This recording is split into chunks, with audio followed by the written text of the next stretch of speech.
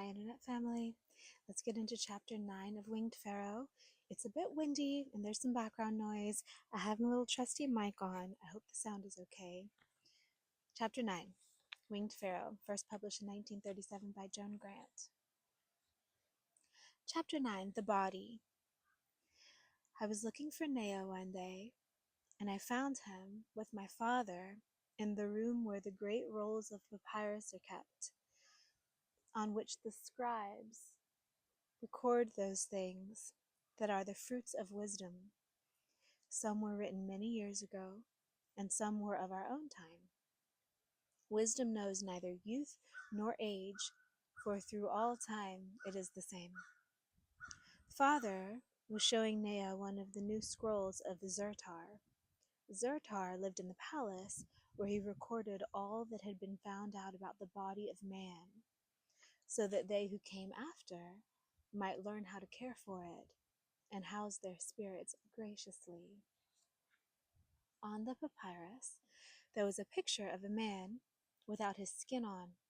It was painted in pale brown, and from the top of the skull, red lines radiated throughout every part of his body.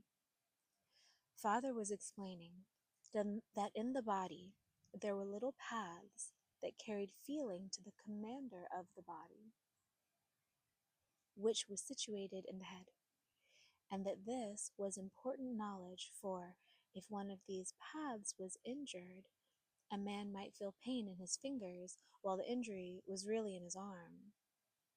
And this knowledge helped both healers with herbs and healers with the knife when they had no seer to guide them. He said, "The outermost part of ourselves, although it is only a part through which we gain experience, is to our real self only as the clothes we wear are to our body. It is called the Khat, and it is written as a stranded fish, for when the spirit is joined to the body is like a fish swimming in the river, but when the spirit is away from the body in sleep, the body is as helpless as a fish stranded on the bank." And I asked, "When there are so many seers, why do you have to make pictures of the insides of people?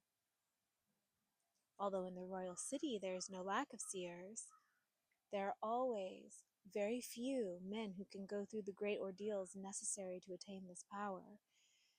And even at the present time, there are many in Kham who might be hurt or ill where there is no seer. There are many countries where there are no seers or healers to succor the injured and the sick, where the priests are without power and the temples are not training places. For such people, although it would not be as good as if they had seers, accurate knowledge of the working of bodies is of great value." I was still looking at the picture, and I saw that in the top of the head, where the red lines sprang from, there was a tiny man delicately drawn. I pointed to it and said, "Have we really got a little copy of ourselves inside our heads, or is that just a way of writing?" And Father said, "Yes, all human beings and animals have it. It is through this that the commands of the spirit are translated to the body. It cannot be seen except by a seer. If Ta Kefer looked with the eyes of his spirit at this part of a man who was about to raise his arm, then, a flash of time, before the earth arm was raised, he would see it being done by the arm of what is called the Ka Ibis. Do you remember the soldier from the garrison of Nakish who was brought here to the temple? His captain set him down in one of the empty grain boats. He had seen his wife seized and killed by a crocodile. The shock was so terrible that he became dumb, and he was sent here to see if we could cure him. Now, this is what had happened to him. So great had been his fear and horror that the force of his emotions ordering his body had injured his Ka Ibis. And just as a man whose shoulder muscles are torn cannot throw a spear, the Ka Ibis could not translate the orders of this man's spirit to the speaking muscles of his throat, and he became dumb. But when Ta Kefer saw what was wrong, the Ka Ibis was strengthened with healing until it was once more able to obey its orders. The Ka Ibis is written as a man walking, an action which is an example of a man obeying his spirit through the channel of the Ka ibis. And sometimes it is written just as two legs, which means, as the scribe has taught you, to go or to travel. When the people of Atlanta first came to Kam, they found the ibis, and they said that its black and white feathers symbolized the light of wisdom, piercing the darkness of ignorance. And the cry of the ibis is, "Ah!"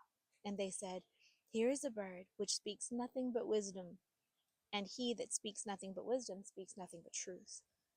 Now in the old land, the great Tahuti, the god of wisdom, the weigher of hearts, was always symbolized as the balanced scales, the same scales that you see in the palaces of justice in Kam today. Later, the people called him Thoth, and they made statues to him with the head of an ibis, and he became known as the keeper of the great records. For they said, "As the ibis speaks only of truth, which is wisdom, so does Thoth record only those things that are permanent, which are wisdom and truth." And so he has come to be known as the god of scribes. Today, there are many people who have forgotten that Tahuti and Thoth are one God. And just as a scribe puts his thoughts into writing signs, so does this little man in the head turn thoughts into actions. And because it belongs to a part of us that, though it dies with the body, cannot be seen with earth eyes, as does the Ka, we call it the Ka ibis. Naya had told me what the Ka part of ourselves was, but I wasn't sure if I quite understood, so I asked Father to explain it. In the body, there are many parts which make use of the things of earth by which we live. Our lungs purify us with the air we breathe. Our bowels and stomach and many other organs transform our food and drink into fresh blood, which our heart pumps through us. But we have a greater need, which none of these can give us, and that need is life.